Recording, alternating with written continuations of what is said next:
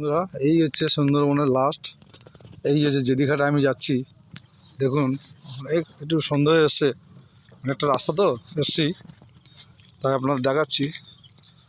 এইদিকে ঢালের রাস্তা বেরিয়ে নদীর বাঁধ ধরে সোজা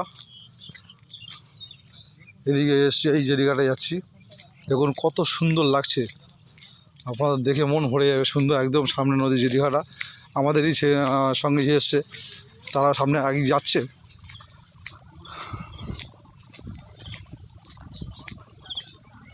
এই আমি নিয়ে যাচ্ছি, জঙ্গলে ঢুকে যাচ্ছি আস্তে আস্তে নদীর এর মধ্যে।